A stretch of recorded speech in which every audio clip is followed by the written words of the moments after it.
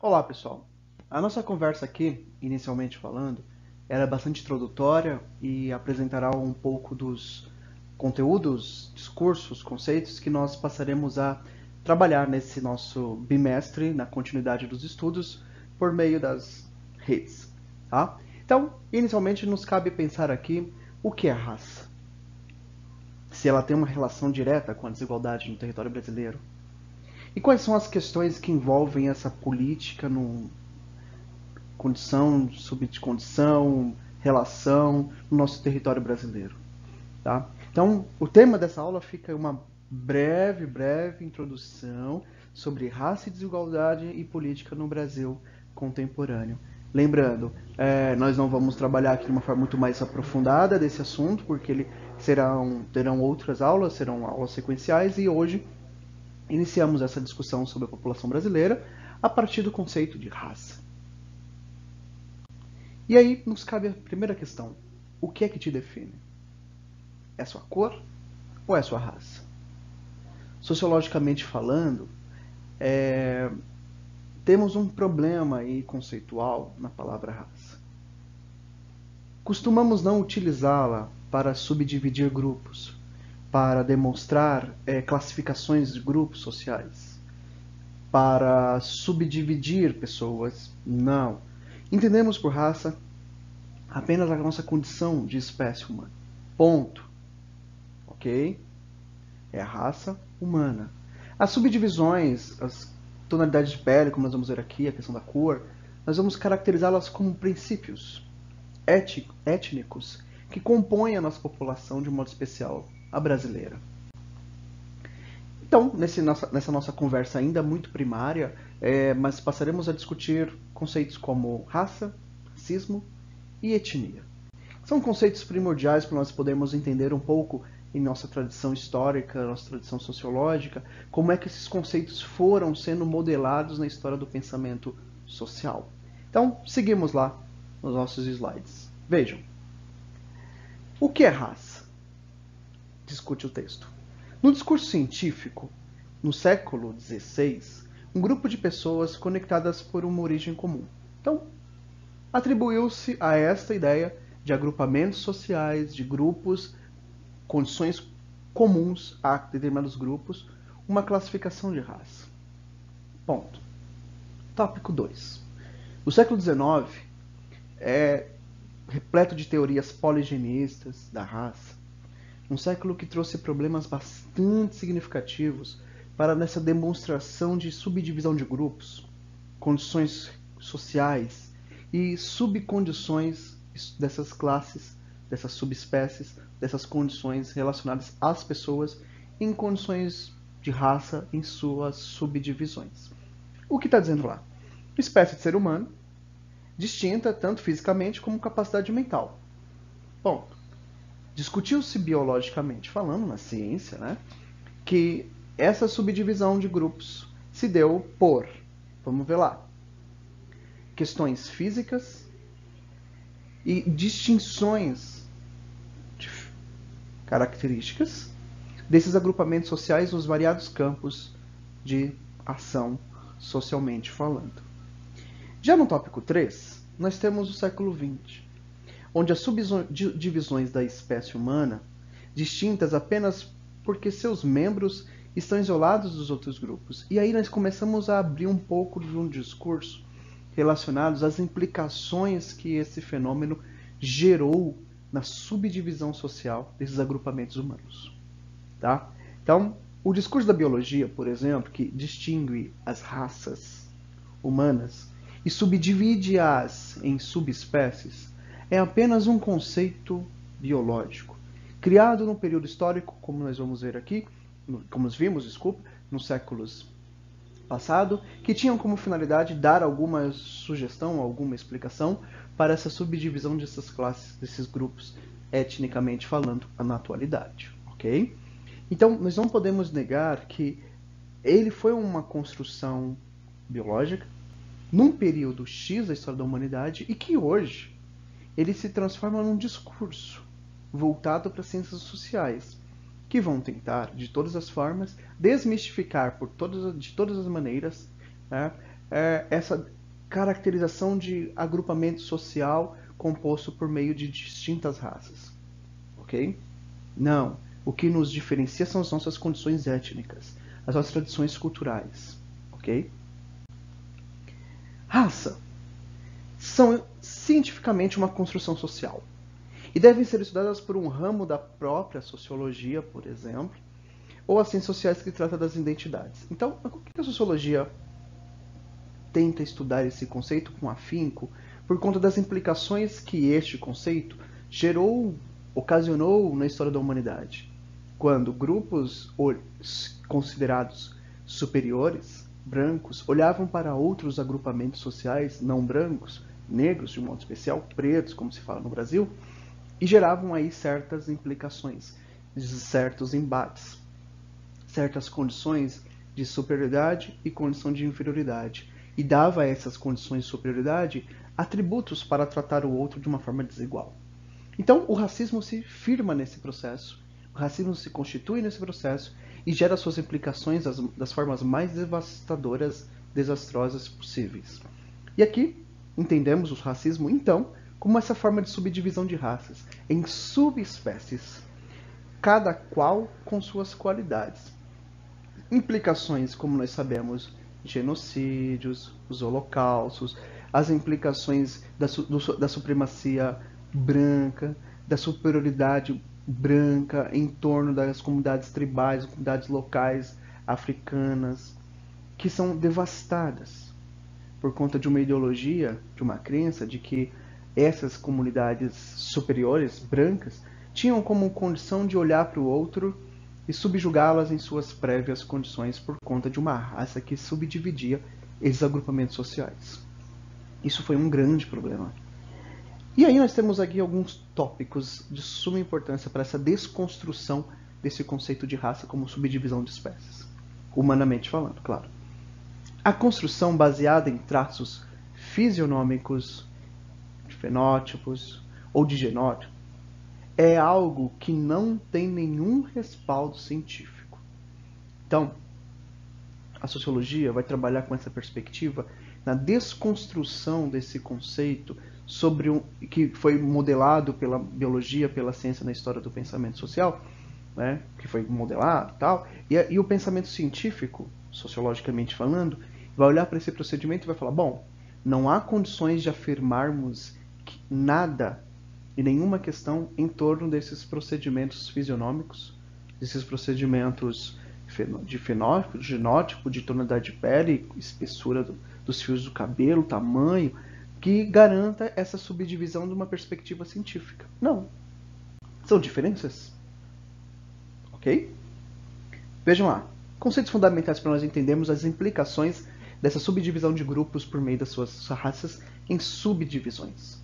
Veja, a sociologia vai olhar para tudo isso, vai identificar, conceituar e apresentar formas de análise que vão destituir esse primado do pensamento biológico que um dia no passado gerou implicações devastadoras, inclusive pós-Segunda Guerra Mundial. Tá? Vejam, o racismo preconiza a hierarquização, nós sabemos disso. Gera a subdivisão de grupos, coloca um grupo acima do outro numa condição de subespécie e que dá a essa subespécie a condição de submissão a essa raça atribuída como hierarquicamente superior. Esse é um primeiro ponto.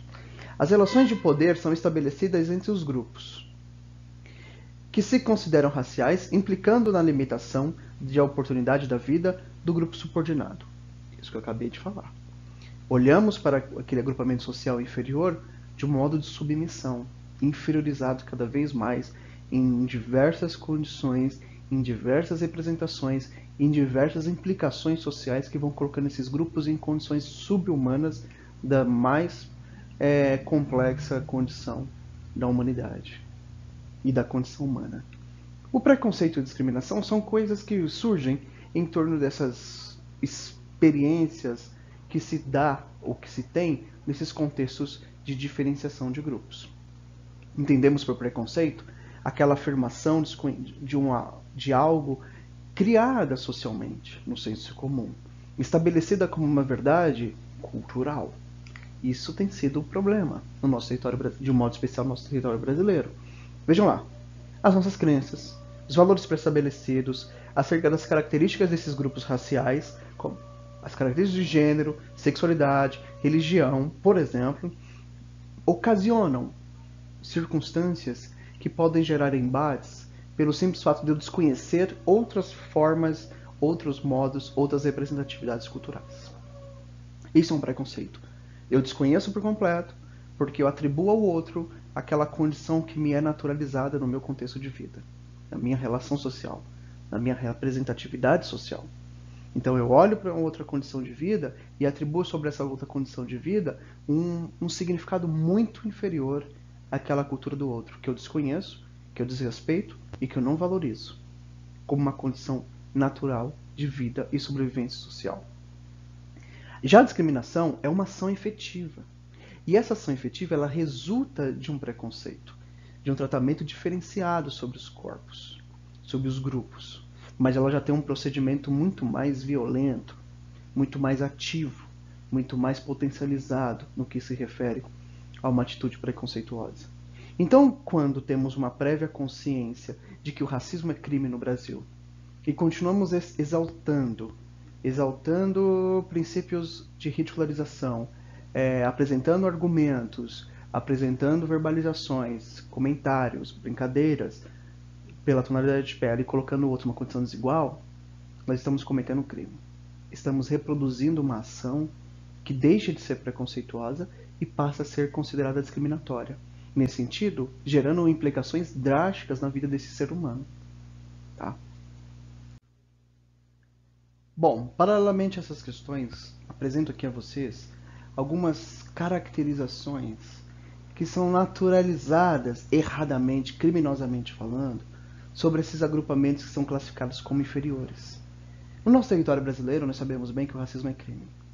Nós entendemos que as práticas racistas em condições subhumanas, desiguais, de reprovação, de humilhação, de submissão desses corpos em condições desiguais por meio de apelidos, brincadeiras, bullying, desenhos, entre outras coisas, e comentários, caracterizam esses insultos. E nós temos muitos exemplos que naturalizaram-se conforme o tempo na nossa população brasileira. Aqui eu destaco alguns.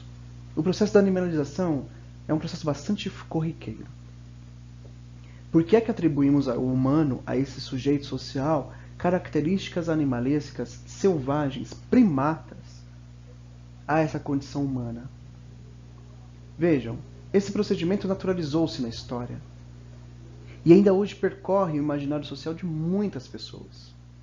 Já está mais do que na hora de nós pararmos para pensar. Qualquer atividade como essa, qualquer representatividade como essa, qualquer comentário, eu posso estar cometendo um crime. Então, está mais do que na hora de nós refletirmos sobre esse processo, naturalizarmos que é necessário discutir o racismo no Brasil, sim, dia após dia, porque a nossa população naturalizou um processo tão cruel, tão desastroso, que gera implicações que são invisíveis, simbolicamente falando. E que geram implicações no corpo desses sujeitos quando se para pensar, por exemplo, sobre a mulher. Essa mulher que no carnaval tem uma representatividade consideravelmente justa. A globeleza, por exemplo. Mas e no dia a dia? Como é que essa hipersexualização dessa mulher no carnaval, por exemplo, ela é vivenciada no seu contexto social? Em sua profissão, em suas atividades locais, em suas reproduções sociais, em sua condição humana de representação sobre as coisas. Como é que ela é tratada? Percebem? Isso nos é interessante a pensar, porque essa tradição vem sendo cada vez mais reconstituída sobre várias e várias outras formas de atrelar ao racismo a uma condição cultural da nossa população brasileira. Isso tem sido um problema, precisamos combater. Ok? Uma outra questão, eu já falei dos estéticos, né? São os modos de agrupamentos sociais. Como é que nós lidamos com esses processos? Porque aqui no Brasil, essa coisa da aglomeração, do agrupamento social nas comunidades periféricas, tem uma população afro, né? Descendente de comunidades negras, por exemplo, muito maior do que em outros territórios sociais. Já parou para pensar nisso? Com certeza, esse fenômeno tem uma relação direta com implicações de desigualdade de oportunidades, desigualdade de condições de participação social, desigualdade de visibilidade, desigualdade de poder ser, de fato, um sujeito em sua integridade, um sujeito em sua capacidade e habilidade filosófica, mental, corporal, intelectiva, dele poder se firmar na sociedade.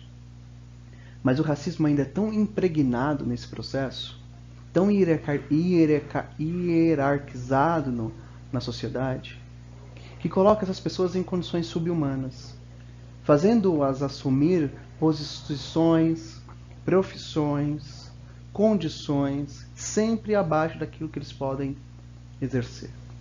Isso tem sido um problema. Talvez seja esse o início de uma reflexão sobre o racismo institucional, quando as coisas são impostas, estabelecidas e naturalizadas.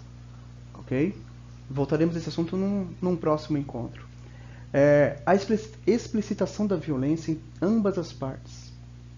Quando essas pessoas transitam pelas ruas, demonstram coisas, fenômenos, cria-se essa imagem negativa da violência. E apelidos e brincadeiras e representatividades irregulares, né, vão sendo remodeladas dia após dia. Nós sabemos bem que a nossa população juvenil negra na comunidade periférica está numa condição de vulnerabilidade e tem uma pequena ou uma certa porcentagem de não ter um bom futuro no sentido da educação, do trabalho, etc. Nós enxergamos isso nos dados estatísticos. Enxergamos isso quando paramos para analisar a quantidade de pessoas que vivenciam suas experiências dentro dos presídios. Vivenciamos isso quando enxergamos os relatórios de analfabetismo juvenil no Brasil, por exemplo. Identificamos isso quando esses jovens não estão trabalhando, não estão estudando, estão em condições precárias. Por quê? O que está por trás disso? Por que a população carcerária hoje tem mais de 60% da população juvenil negra nos seus encarceramentos? Por quê? Pensem. Ok? E questões como evocar a escravidão. Gerar implicações, comentários, ridicularizações, verbalizações que vão modelando aí cada vez mais esse contexto social em que essas pessoas estão inseridas. Alguns desdobramentos. Vejam, o que a sociologia, a gente tem que começar já a fechar um pouco essa nossa conversa, entende por raça. Vejam lá, são discursos sobre as origens de um grupo que usam termos que remetem à transmissão de traços fisionômicos, qualidades morais, intelectuais, psicológicas, sanguíneas. Olha, no Brasil, quando nós participamos de qualquer relatório ou entrevista, eles apresentam lá uma sequência de questões, inclusive a sua condição. Eles perguntam a sua cor, certo? Nós podemos nos autodeclararmos sobre esse processo. Isso é interessante no nosso território brasileiro. Por quê? Há lá a condição de cor. Essa condição de cor, como vai dizer aqui, classifica esse grupo social. Branco, negro, pardo, amarelo, indígena. Isso é próprio da nossa comunidade brasileira. Em subdividir esse grupo e buscar entender o que é que forma essa população, qual é sobre essa ideia de miscigenação e movimentação sobre as construções sociais desses povos, desses grupos, de um modo especial falando, esses que vivenciam e representam essa grande porcentagem da população afro no Brasil. Vejam lá. A classificação das pessoas por cor, por exemplo, no Brasil, como eu acabei de falar do IBGE, por exemplo, é orientada por um discurso sobre qualidades. Triste isso. Atitudes e essências, transmitidas por sangue, que remontam a uma origem ancestral comum numa das subespécies humanas. Isso é um problema seríssimo. Porque vejam só, a desigualdade racial no Brasil, ela existe? Ou só existe a desigualdade social no Brasil? Uma cor e uma condição econômica fazem parte dessa distribuição da sociedade brasileira? elas demonstram os agrupamentos sociais, elas criam subdivisões sociais. A desigualdade racial no Brasil existe? No território brasileiro, nós podemos nos autodeclararmos. Podemos nos posicionarmos. Eu posso me classificar sobre o que eu acredito ser. Ok? Isso é autodeclaração.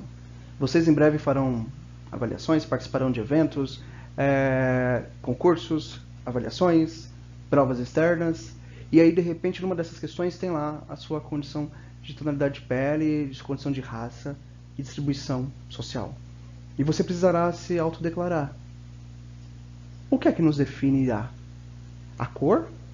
A tonalidade da pele? A espessura dos fios do cabelo? O quê? Por que isso nos diferencia tanto, como diz a desigualdade racial? Ok? A identificação é da pessoa. É o sujeito quem define sobre a sua estrutura corpórea aquilo que ele é. Branco, negro, alguns chamam de pardo, outros amarelo, outro indígena. É a pessoa que sabe como se entende. Porque é uma interação social, uma percepção de si mesma e uma percepção também do outro. Mas eu não posso atribuir sobre o outro aquilo que ele se diz ser. Entendem? O outro se autodeclara. Eu posso discordar? No princípio sim. Mas a finalidade é desse outro. Não é uma questão sanguínea apenas, uma questão de tradição, uma questão de comunidade cultural. Não. É uma questão de autodeclaração. Ok? E aí temos uma pergunta para a nossa reflexão futura, para o nosso próximo encontro. Qual é a dimensão da desigualdade racial no Brasil? De fato ela existe? E se ela existe, quais são as suas implicações? O que ela gera? Ok? Ficamos com essa questão para o nosso próximo encontro, para a nossa próxima reflexão, em torno da constituição da população brasileira, em sua perspectiva regional e sua perspectiva nacional, tentando compreender como é que se deu esse processo da miscigenação da população brasileira no nosso contexto atual. Fica aí um forte abraço, beijão no coração e se cuidem.